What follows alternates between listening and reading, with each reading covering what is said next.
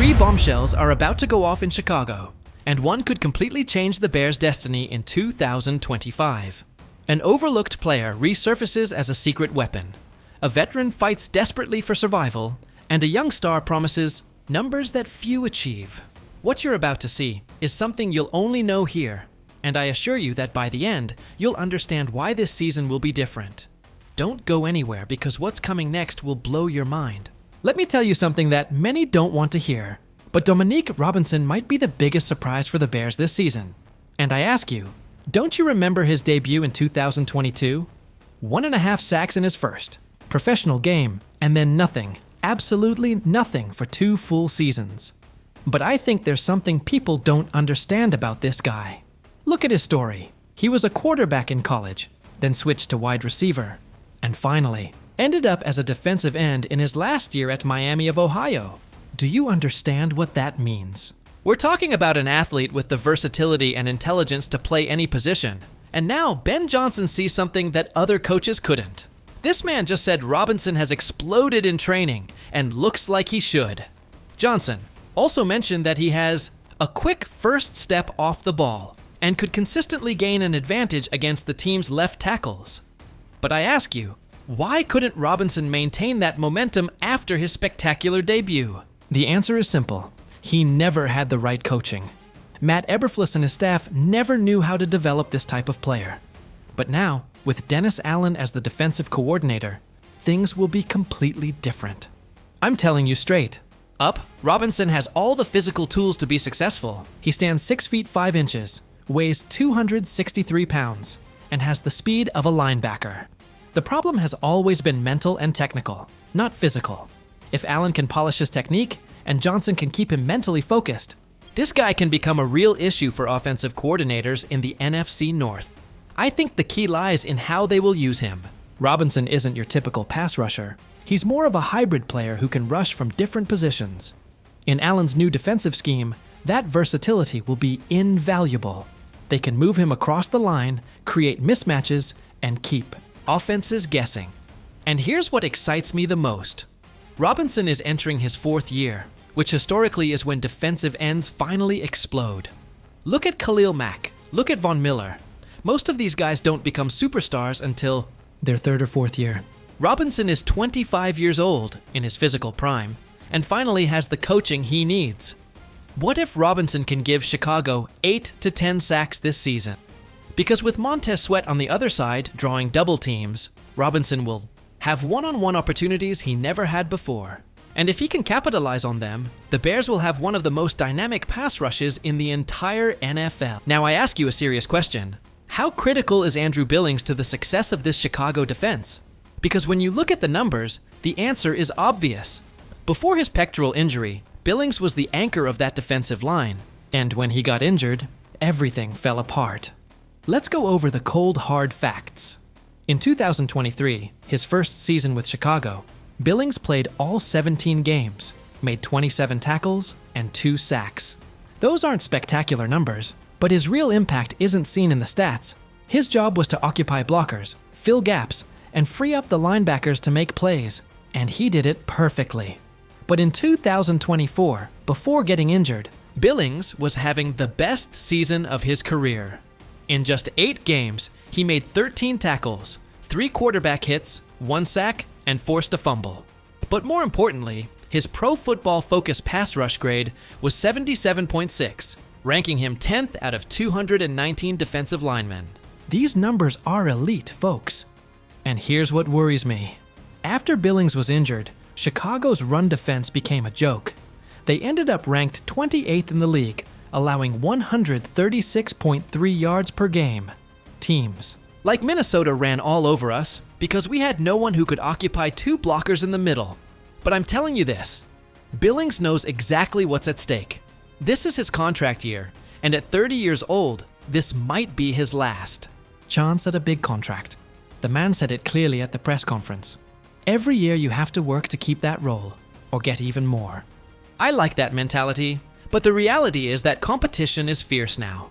Chicago brought in Grady Jarrett, a Pro Bowler coming off 10 years with Atlanta. They also drafted Shamar Turner in the 5th round, a guy with tremendous upside.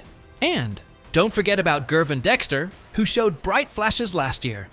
Can a 30-year-old player, coming off a serious pectoral injury, compete against younger and hungrier players? The pectoral injury is particularly concerning for a defensive tackle because it directly affects his rush power. Billings will have to prove he can still generate that pocket push that made him so effective. But here's what gives me hope. Billings mentioned he's working on something new for his pass rush. Last year, he focused on improving that part of his game, and the results were impressive.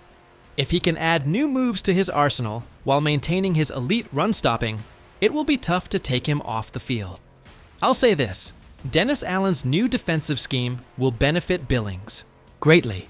Allen understands how to use defensive tackles creatively, and Billings will have more one-on-one rushing opportunities. If he stays healthy, I believe he'll have career numbers. And don't forget this.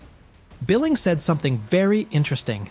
There is no drop-off. Me, Dex, Ford, Shemar, Grady, you have to deal with all of us, no matter who is on the field. That depth will be key, and Billings knows he can be the veteran leading that rotation and teaching the younger guy. Now we come to the topic that excites and frustrates me the most. Rome Odunze, the 9th overall pick in the 2024 draft, has just laid his cards on the table in the most direct way possible. 1,000 receiving yards and double-digit touchdowns. And I ask you, is that too ambitious or exactly what we need to hear from someone drafted so high? First, let's be honest about his rookie season. 54 receptions, 734 yards, and just 3 touchdowns. For a 9th overall pick, those numbers are completely unacceptable. I'm not going to sugarcoat it. Odunze was a disappointment last year, period. But I think there's important context that people ignore. Look at the situation he was in. He had to compete for targets with DJ Moore, an established WR1, and Keenan Allen, a future Hall of Famer. Additionally, Caleb Williams was learning to be a professional quarterback, and the connection between them never fully developed. Now the Tai'at situation is entirely different. Keenan Allen is gone. DJ Moore remains the WR1, but Odunze will clearly be the WR2 in this offense. And with Ben Johnson as offensive coordinator, he'll have a system that will maximize his unique skills. Let me tell you something that has me super optimistic. Johnson has already highlighted Odunze as someone who made a positive first impression. And in training, Odunze seems noticeably faster, even surpassing DJ Moore in some drills. That tells me this guy took the offseason seriously. But let me ask you this, what makes Odunze special? Because when you watch his college tape, you see a receiver who can do it all. He can run precise routes, has reliable hands, is physical in contested catches, and has the ability to separate after the catch. In Washington, he was practically unstoppable. The problem last year was that he never established rhythm with Williams. But now, after a full offseason working together, and with Johnson designing plays specifically for his skills, things will be different. Johnson knows how to maximize wide receivers. He proved it in Detroit with guys like Amon-Ra St. Brown. Let's talk about his specific goals. Receiving 1,000 yards isn't as impressive anymore. 24 wide receivers achieved that last year. But 10 touchdowns, that is elite. Only 8 receivers in the entire NFL achieved double-digit touchdowns in 2024. If Odunze can do that, we're talking about top 10 production. And here's what I like about how Odunze is approaching this. And he said, when you're doing the right things and you're successful, and the team is successful, all the stats and those numbers will come. That's the right mindset. He's focusing on the process, not just the numbers. I'll tell you this, physically, Odunze looks completely different. He mentioned that he focused on getting into peak condition, spiritually, mentally, physically. And it shows. He looks faster, stronger, and more confident. That physical transformation will translate to production on the field. But I think the highest key will be his chemistry with Caleb Williams. Williams also had an offseason to grow, and now he has Johnson to develop his timing and precision. If those two can consistently connect, Odunze will be a problem for every secondary in the NFC. What does it mean for the Bears if Odunze meets those goals? Because if he can be that reliable WR2, producing 1,000+ yards and 10+ touchdowns, Chicago will have one of the best receiving corps in the entire NFL. Moore as WR1, Odunze as WR2, Plus DJ Knox and Cole Kmet. That's real depth.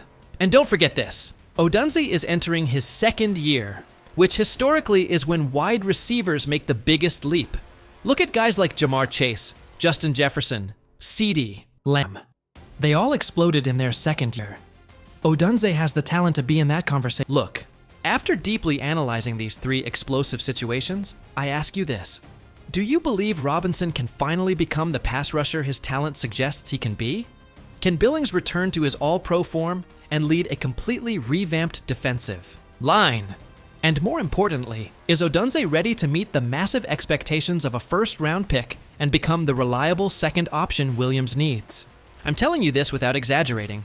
These are the questions that will completely define the Bears' 2025 season. Robinson could give them the pass rush they've needed for years. Billings could be the difference between an average defense and a top 10. And Odunze could be the piece that transforms this offense from mediocre to explosive. This is our Bears family, and every opinion counts. In the comments, I need you to tell me which of these three players you think will have the biggest impact this season.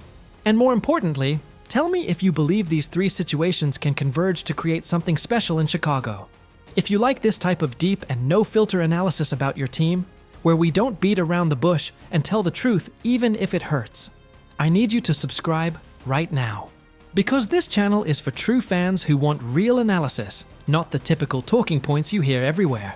Hit that subscribe button, turn on notifications, and join this community that lives and breathes Bears football 24/7. Because together, we will follow every move, every decision, every practice report, and every play that defines our team's destiny this season. See you in the next video, Bears family. Bear down.